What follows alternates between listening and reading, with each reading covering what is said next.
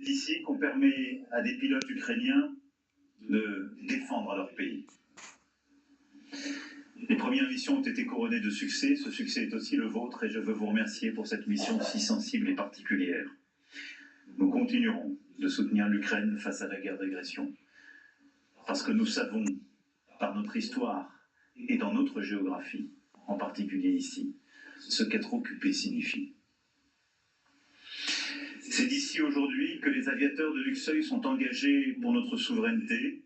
Vous m'en avez présenté des missions à l'instant avec la défense de notre espace aérien au travers des missions de police du ciel, avec aussi toutes vos missions pour la souveraineté de nos alliés de l'OTAN en protégeant les États baltes, pour la protection de nos alliés, comme aussi pour la protection de la République de Djibouti, d'où nos mirages agissent, tout particulièrement pour la liberté de navigation en mer Rouge. Et je sais que nombre d'entre vous ces dernières années ont aussi été projetés au Levant et ailleurs sur des théâtres d'opérations difficiles, où la lutte contre le terrorisme est au cœur de la mission. J'ai tenu à me rendre ici aujourd'hui, directement au cœur du quotidien de vos opérations pour vous remercier. Et remercier toutes les femmes et les hommes qui contribuent à notre défense.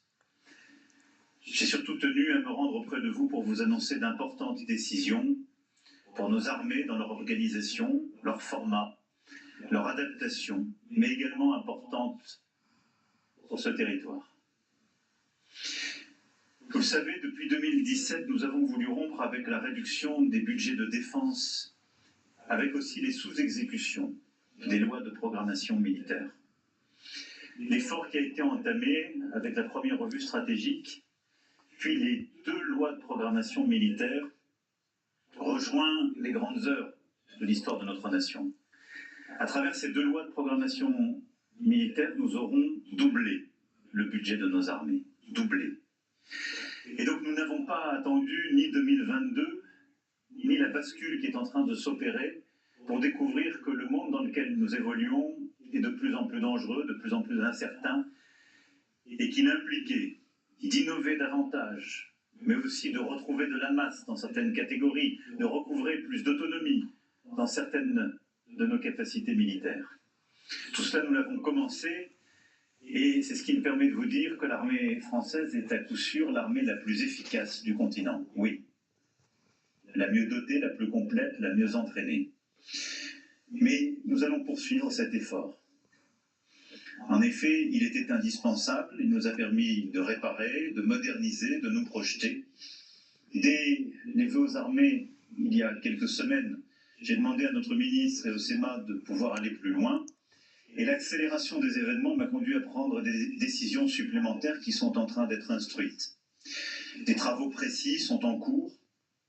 Et je salue ici l'action du chef d'état-major des armées, le général Burkhardt, en lien avec le général Jérôme Bélanger, votre chef d'état-major. Et cela sous l'impulsion politique du ministre des Armées, Sébastien Lecornu. Ces travaux nous conduiront dans les prochaines semaines à faire des annonces de réengagement, d'investissement pour aller encore plus loin que l'effort entrepris durant ces 7 dernières années.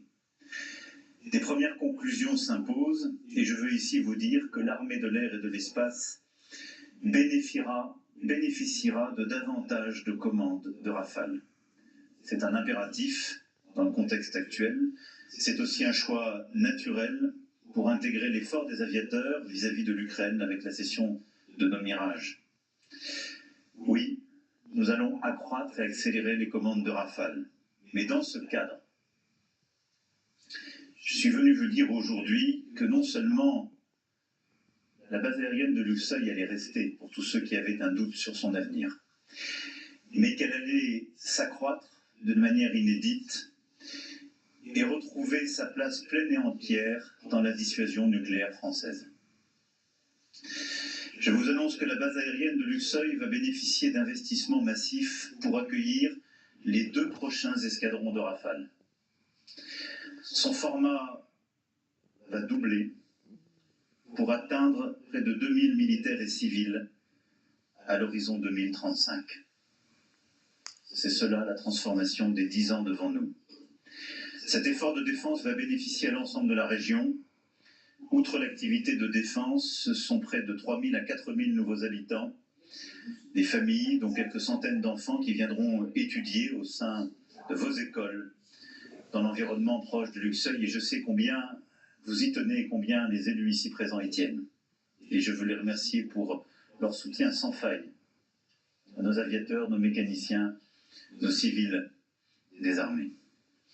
Pour mettre en œuvre tous ces changements, la base aérienne va connaître une profonde modification de son activité.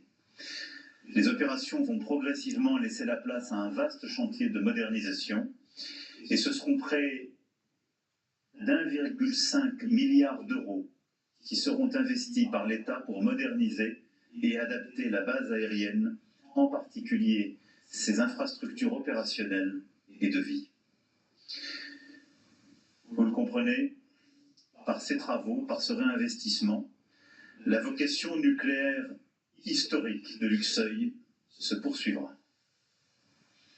Luxeuil sera, à l'horizon de 2035, la première base à accueillir la prochaine version du Rafale et son missile nucléaire hypersonique, figure du renouvellement entamé de la modernisation de notre dissuasion nucléaire.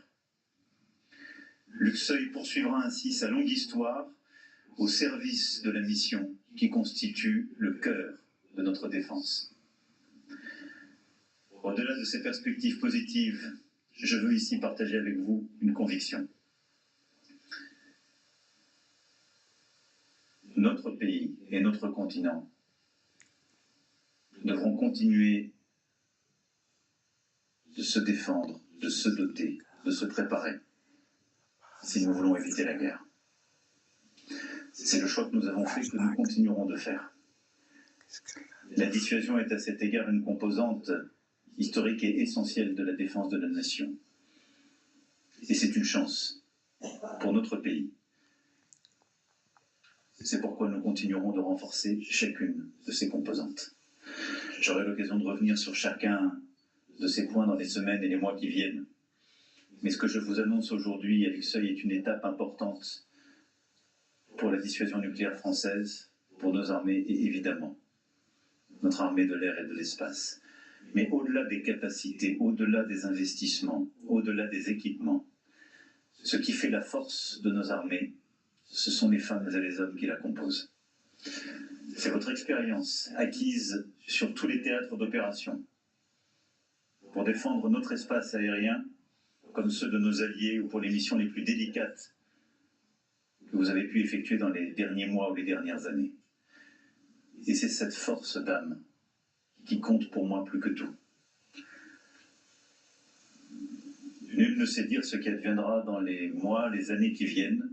Ce que je veux, c'est que nous soyons prêts. Ce que je veux, c'est que nous soyons protégés.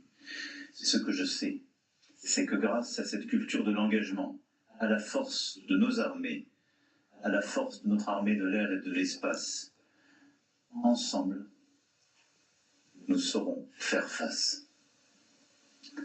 Vive la République, vive la France.